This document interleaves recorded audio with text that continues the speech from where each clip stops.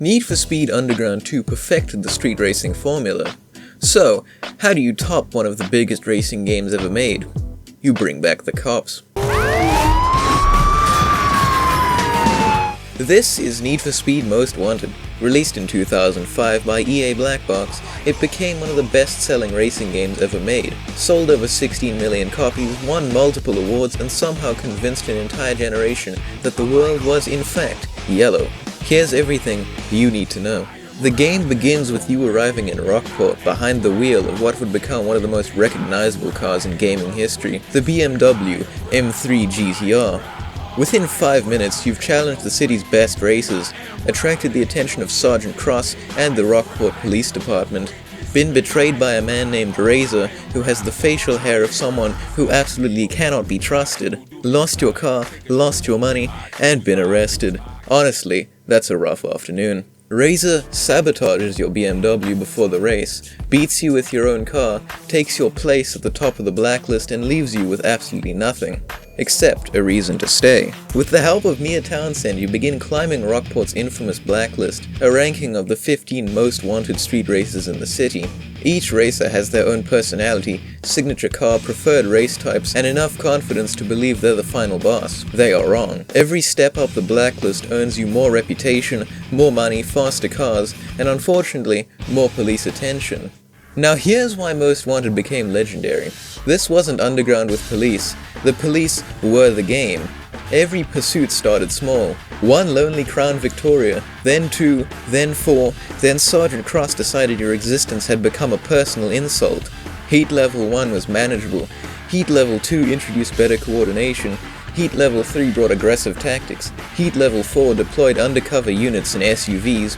Heat Level 5 unleashed Corvette interceptors, helicopters, rolling roadblocks, spike strips, and enough state resources to stop what appeared to be a minor international accident. And if you somehow reached Heat Level 6, congratulations, the federal government would like a word. Escaping wasn't just about driving fast either. Most Wanted introduced pursuit breakers, water towers, giant signs, construction equipment, petrol station canopies. Apparently every piece of infrastructure in Rockport had become engineered with the sole purpose of falling directly onto police cars. The pursuit system also introduced bounty. The longer you escaped, the more destruction you caused, and the more police cars you disabled, the more notorious you became.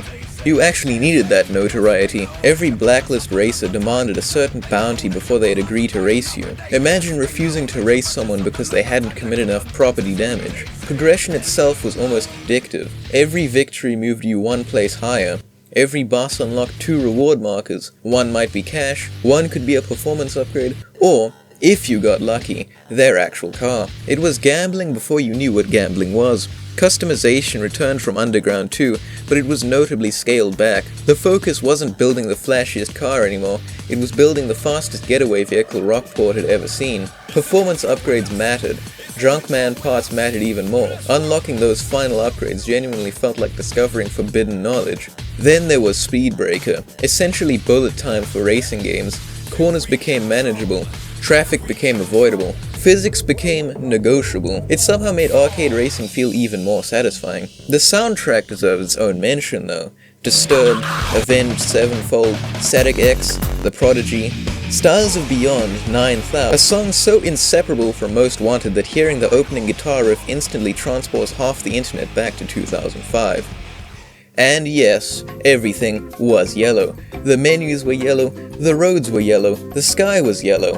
I'm fairly certain the air itself was yellow. Yeah, they were all yellow. Nobody knows exactly why, nobody questions it, it's simply the law.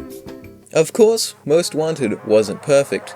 Rubber band AI could be absolutely ruthless, traffic occasionally spawned exactly where you didn't need it, the police sometimes displayed psychic abilities, and Razor somehow remained convinced he was the greatest driver in Rockport despite literally needing to cheat in the opening race. But none of that really mattered, because Most Wanted wasn't trying to be realistic, it was trying to be unforgettable.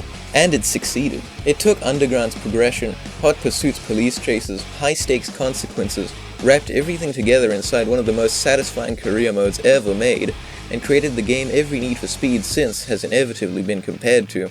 Ask 10 Need for Speed fans what the greatest game in the series is, 9 of them will say Most Wanted, The 10th is probably still playing Underground 2. Next time, we're heading straight into Need for Speed Carbon, the direct sequel, the Canyon Duels, and the answer to one very important question. What happened after you finally escaped